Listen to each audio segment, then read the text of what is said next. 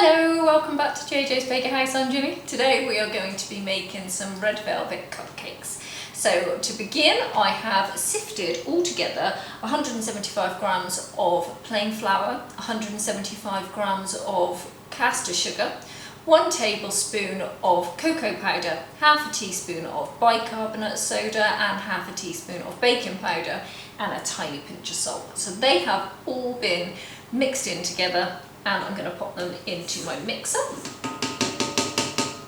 I will put the ingredients in the descriptions for you, so don't worry if you didn't quite catch that. Now, along with that's all mixed already, so I don't need to mix up again because when I sifted it, it mixed it lovely.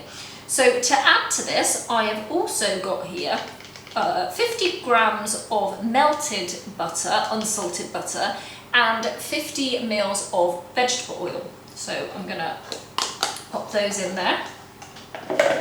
Then I also have 2 eggs and 2 tablespoons of vanilla.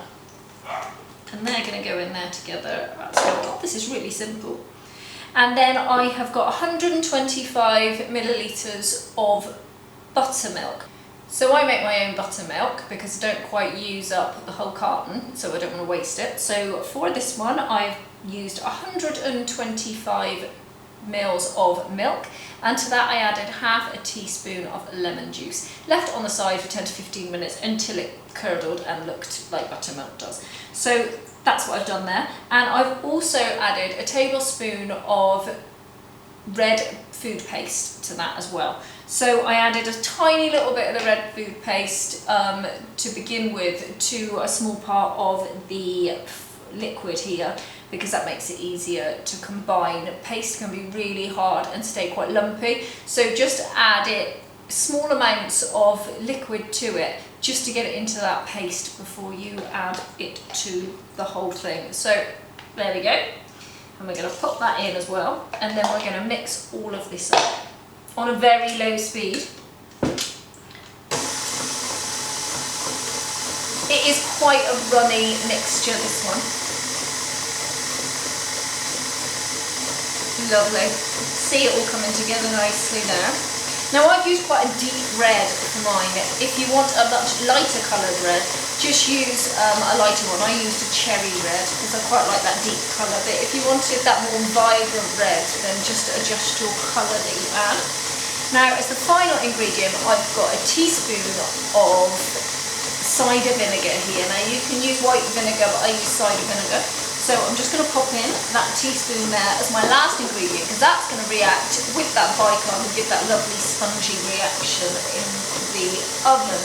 So there we are. I am done. It's all mixed lovely together. As you can see, it's quite runny. So I'm going to grab myself a jug, and we're going to put this in a jug and pop it into the muffin trays. Just give me 1 sec. Okay, I've got my jug and my muffin cases. So I'm going to pour this halfway up. I'm not going to go any further than half, because with the reactions with this, it can expand a lot more than other cupcakes do. So don't be tempted to go over the half. So I'm just going to fill all of these up. Lovely. So they're all filled. So I'm going to pop them into my oven now. My oven is fan assisted, so I'm going to put it in at 160 degrees for between 18 to 20 minutes. Normally mine take about 18 minutes in my oven. If you've got a regular, I should say, conventional oven, then just pop it in around about 170, 180, whichever you normally use for your cupcakes. So I'm going to pop these in and I'll see you when I take them out. Okay, so my cakes are ready to come out now, so we're just going to take them out and pop them on the side there at the hot.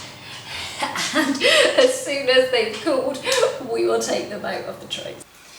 Right, my red velvet cupcakes have cooled and I've popped them onto this to show you. So I have cut one open because the top of them have still got that brown from the cocoa powder.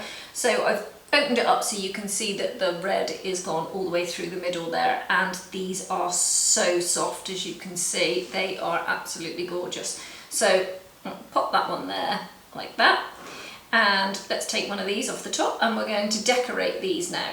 So this one that I've just opened for you, I'm just going to rip off all of the red that I've got just there and just rub it like breadcrumbs through my fingers, and we're going to use that to decorate the top of the buttercream. So if any of your cupcakes spilt over the top or anything like that, just use that one just to create this lovely red spongy mixture. There we go. Okay, so I put my cream cheese buttercream into a piping bag. Now this cream cheese buttercream is my cream cheese Swiss meringue buttercream. So hard for me to get out every time.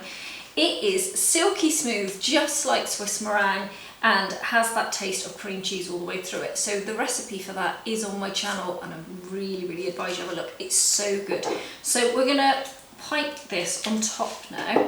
So I wasn't sure if I was going to swap my nozzles, so that's why I'm using a second piping bag, but I wasn't going to, so I ended up wasting one, unfortunately. So I'm using a 1M nozzle for that one, so just put that through there, and let's put this down inside. Right,